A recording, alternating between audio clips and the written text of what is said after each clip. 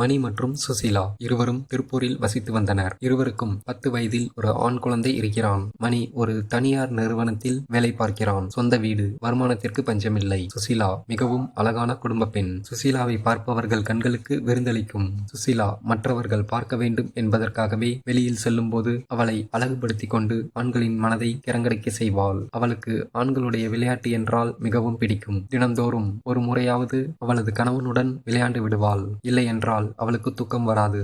ஆனால் மணிக்கு வேலை பளு காரணமாக விளையாட்டில் கவனம் குறைவாகவும் நேரம் குறைவாகவும் விளையாடுவதாலும் சுசீலாவிற்கு மணி மீது எரிச்சலும் கோபமும் உண்டாகத் தொடங்கியது. இதன் காரணமாக தினம்தோறும் சண்டையாகவே போய்க் கொண்டிருந்தது. ஒரு நாள் மணி வேலை விஷயமாக ஒரு வாரம் வெளியூர் சென்றதால் சுசீலாவிற்கு தனிமையில் இருப்பது பிடிக்கவில்லை. மகனை பள்ளிக்கு அனுப்பிவிட்டு அவள் ஷாப்பிங், கடைவீதி என்று கிளம்பி விடுவாள். அவள் இருக்கும் அழகை பார்த்து நிறைய ஆண்கள் சுசீலாவை சைட்டடிப்பார்கள். சுசீலாவும் ஆண்கள் பார்ப்பதற்காகவே புடவையை சரி செய்வது போல் மேனியை பார்வையாளர்களுக்கு விருந்தளிப்பாள். அப்போது ஒருவன் ரொம்ப நேரம் பார்த்து கொண்டிருந்தவன் அவளை நெருங்கினான். அதை கவனித்த அவள் நம்மளை தீண்டுவானா என்று அவள் மனது தவித்தது. பல நாட்களாக விளையாட்டு இல்லாமல் இருந்ததால் அவளுக்கு அந்த நேரத்தில் தேவைப்பட்டது.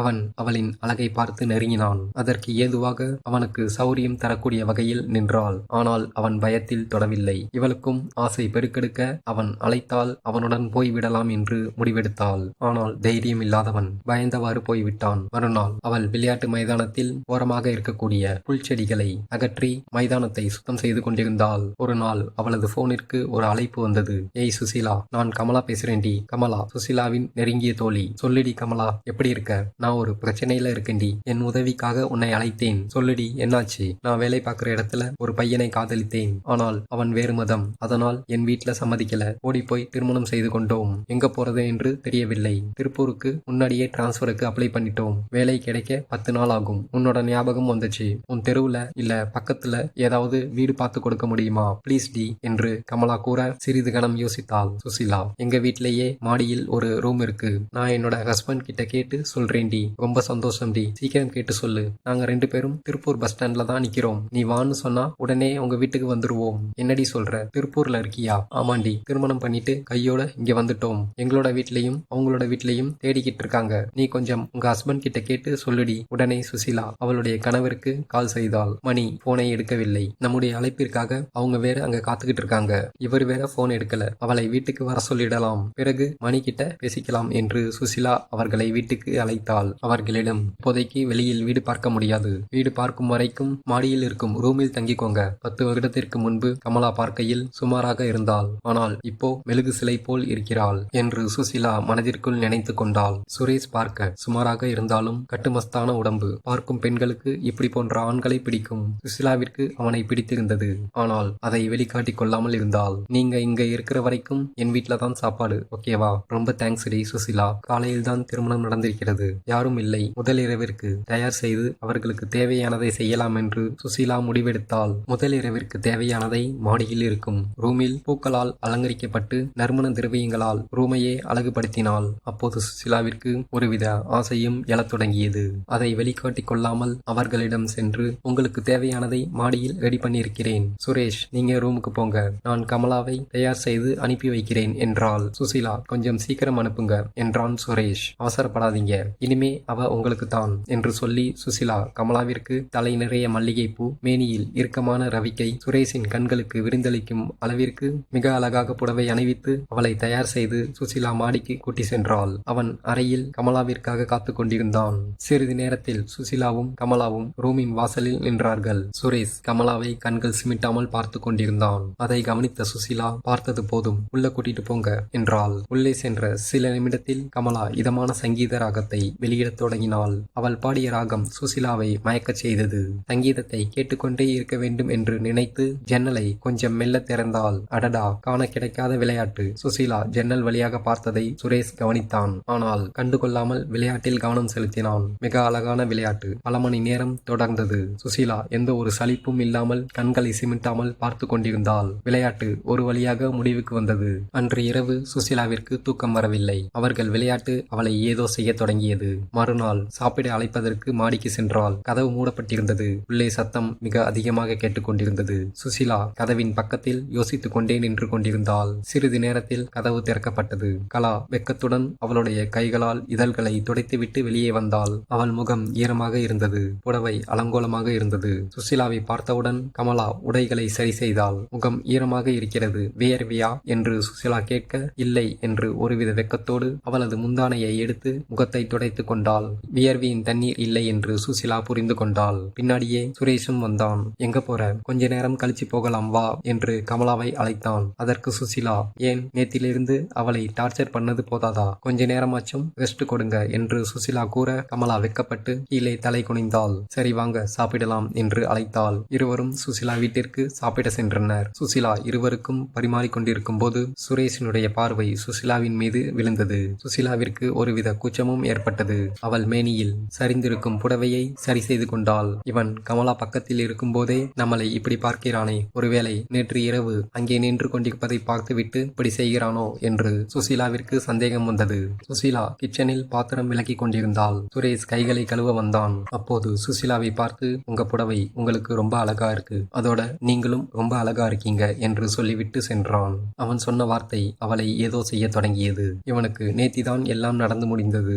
இருந்தும் என் அழகை ரசிக்கிறானே என்று நினைத்தாள். பல மாதம் என் கணவன் கூட என்னை கண்டுகொள்ளவில்லை, இவன் என் அழகை ரசிக்கிறானே என்று மனதில் ஒரு சந்தோஷம் சுசிலாவிற்கு எழத் தொடங்கியது. சாயங்கால வேளை கமலாவும் சுரேஷும் ஷாப்பிங் போயிட்டு வரலாம் என்று முடிவெடுத்தனர். சுசிலாவையும் அழைத்தனர். சுசிலா முதலில் வரவில்லை என்று கூறினாள். பிறகு சுரேஷ் வந்து, தனியாகத்தான் இருக்கீங்க, வாங்க போயிட்டு வருவோம் என்று அழைத்தான். அவன் பார்வை அவளின் மேனியில் விழுந்தது. அது சுசிலாவிற்கு மிகவும் பிடித்திருந்தது. அவனுக்கு மறுபேச்சு எதுவும் தெரிவிக்காமல் சரி என்று மூவரும் கிளம்பினார்கள். ஷேர் ஆட்டோ வந்தது. நல்ல கூட்டம். சுசிலாவும் கமலாவும் பின்பக்கம் ஏறினார்கள். சுரேஷ் ஓட்டுநர் பக்கத்தில் உட்கார்ந்து கொண்டான். அவன் முன்பக்கம் உட்கார்ந்திருந்தாலும் அவன் பார்வை சுசிலாவை நோக்கியே இருந்தது. கமலா பார்த்தால் பிரச்சனையாகிவிடும் என்று பயம் கூட இல்லை. மேனியின் அங்கங்களை துளி துளியாக பார்த்து ரசித்தான். அவனுக்கு ஏதுவாக பார்ப்பதற்கு அவன் கண்களுக்கு விருந்தளிப்பது போல் நடந்து கொண்டாள். பிறகு பின் சீட்டு ஒன்று காலியானது. கமலா, டேய் சுரேஷ், பின்னாடி வந்து உட்காரு என்றாள். அவன் தயங்கினான். சுசிலா ஒன்றும் சொல்ல மாட்டாள். வந்து உட்காரு என்று சொல்ல அவன் சுசிலாவின் பக்கத்தில் உட்கார்ந்தான். அவனுடைய நெருக்கம் அவளை ஏதோ செய்ய தொடங்கியது. அவனின் தெய்வீகமான மனம் சுசிலாவின் நாசியில் சென்று அவளை கிறங்கடிக்க செய்தது. சுரேஷ் அவளை விடாமல் கொஞ்சம் கொஞ்சமாக நெருங்கி உட்கார்ந்தான். அதற்குள் இறங்கும் இடம் வந்து விட்டதால் மூவரும் இறங்கினார்கள். கடைவீதி முழுக்க கூட்டம். சுசிலாவின் பின்பக்கம் நின்று கொண்டு அவளுக்கு நெருக்கம் கொடுக்க அவன் செய்யும் வேலைக்கு சுசிலாவின் மேனி மென்மையடைய தொடங்கியது. சுசிலாவும் எதையும் கண்டுகொள்வது போல் தெரியவில்லை. எங்கு போனாலும் நெருங்கி செல்வது, ஏதாவது கொடுத்தாலும் சுசிலாவின் கையை பிடிப்பது போல் கொடுப்பான். சுசிலாவிற்கு சுரேஷ் செய்யும் வேலைகள் அவளை ஏதோ செய்ய தொடங்கியது. அவள் எதுவும் கூறாமல் இருப்பது சுரேஷிற்கு அவள் சம்மதம் தெரிவிக்கிறாள் என்று புரிந்து கொண்டான். 3 பேரும் வீடு திரும்பினார்கள். சாயங்கால வேளை 4 மணி. சுரேஷும் கமலாவும் கைகளை கோத்தபடி மாடிக்கு சென்றார்கள். இருவரையும் பார்த்து கொண்டே வீட்டிற்குள் சென்றாள். சுசிலாவிற்கு இதெல்லாம் தவறு என்று ஒரு பக்கம் உறுத்தி கொண்டே இருந்தது. திருமணமாகி நமக்கென்று குடும்பம் இருக்கிறது, வெளியில் தெரிந்தால் அசிங்கமாகிவிடும். அதுவும் தோழி கமலாவிற்கு தெரிந்தால் என்ன நினைப்பாள்? வேண்டாம், நமக்கென்று கஷ்டத்தையும் சந்தோஷத்தையும் பகிர்ந்து கொள்ள ஒரு ஆண் இருக்கையில் நாம் ஏன் அடுத்தவனை பார்க்க வேண்டும் என்று நினைத்து கொண்டு கணவனுக்கு போனில் அழைத்தாள். சுசிலா 2 முறை அழைத்தும் எடுக்கவில்லை. வேலையாக இருப்பான். பிறகு அவன் அழைத்ததும் நம் ஆசை என்னும் சந்தோஷத்தை கொட்டி தீர்த்துவிட்டு அவனை இங்கே வரும்படி செய்துவிட வேண்டும் என்று முடிவில் இருந்தாள். இரவு 10 மணி. அழைப்பு கணவனிடமிருந்து வரவில்லை. மீண்டும் அழைக்கலாம் என்று அழைத்தாள். அப்போதும் எடுக்கவில்லை. வீட்டிலிருந்து கிளம்பி 4 நாட்களுக்கு மேல் ஆகிவிட்டது. இதுவரை என்னிடம் பேசவில்லை, என் மேல் அக்கறையும் இல்லை என்று கோபத்தில் எரிந்து கொண்டிருந்தாள். ஒரு பக்கம் தனிமை அவளை வாட்டிக் கொண்டிருக்க சுரேஷ் வேறு ஆசையை தூண்டிவிட்டான். பசியை போக்கிக் கொள்ளாமல் ஒரு நாளும் நிம்மதியாக இருக்க முடியாது. உடம்பிற்கு தேவையானதை கொடுத்துவிட வேண்டும் என்று முடிவு செய்தாள். மறுநாள் காலை கமலா சுசிலாவை சந்தித்து, வேலை விஷயமாக ஊருக்கு போகிறேன், வர 3 நாட்கள் ஆகும். சுரேஷையும் உடன் கூட்டி சென்றால் செலவு அதிகமாகும். அதனால் நான் வரும் வரைக்கும் இவன் இங்கேதான் இருப்பான். அவனுக்கு தேவையானதை மட்டும் செஞ்சு கொடுடி பிளீஸ் என்றால், நான் பார்த்து கொள்கிறேன், நீ போய் வா என்றாள் சுசிலா. கமலா கிளம்பியதும் ஒரு கணம் சுரேஷ் சுசிலாவை பார்த்தான். பசியை தீர்த்து கொள்ளும் மருந்து அவன் கண்களில் சுசிலாவிற்கு தெரிந்தது. அதை உணர்ந்த சுசிலா ஒருவித பதட்டத்துடன் உள்ளே சென்று கதவை தாளிட்டாள். அரை மணி நேரத்திற்கு பிறகு கதவு தட்டும் சத்தம் கேட்டது.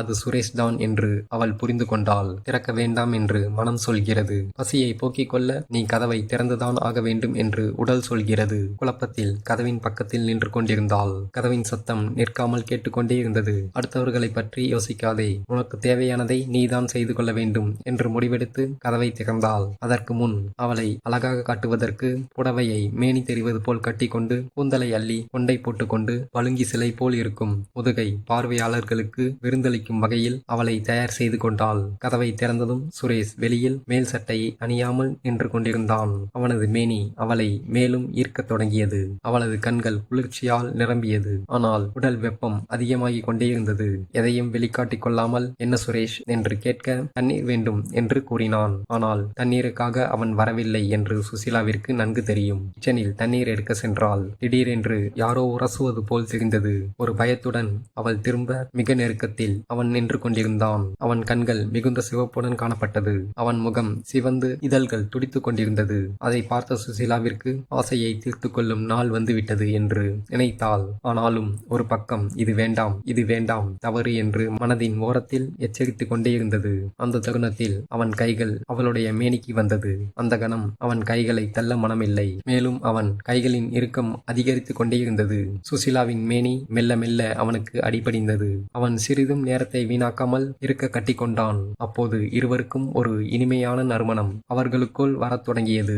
சுசீலாவின் மனதில் எதுவும் தோன்றவில்லை. அவனுடன் சந்தோஷமாக இருக்க வேண்டும் என்ற எண்ணம் மட்டும் இருந்தது. அந்த காலை பொழுது இருவருக்கும் இரவாக மாறியது. அவள் பாடிய சங்கீத ராகம் வீடெங்கும் ஒலிக்கச் செய்தது. மேலும் அவன் பாட்டை கேட்டுக்கொண்டு பக்குவமாக பல மணி நேரம் விதவிதமாக விளையாடினான். சுரேஷ் விளையாடுவதை பார்த்து ஆச்சரியத்துடன், மைதானத்தில் இப்படியெல்லாம் கூட விளையாடலாமா என்று சுசீலா சுரேஷை பார்த்து கேட்டாள். சுசீலாவை பார்த்து, நீ ரொம்ப அழகா இருக்க, எனக்கு பார்த்ததுமே உன்னை ரொம்ப பிடிச்சிருச்சு, எப்படியாவது உன் கூட நெருங்கி பழகணும்னு ஆசைப்பட்டேன். நீ இவ்வளவு மணி நேரம் உன் ஆசையை என்கிட்ட பகிரும் போதே நீ என்ன எந்த அளவிற்கு நேசித்திருக்கன்னு தெரிஞ்சுக்கிட்டேன். அது எப்படிடா, நான் கல்யாணமான பொண்ணுன்னு தெரிஞ்சும் என்கிட்ட இவ்வளவு நெருக்கமா வந்த?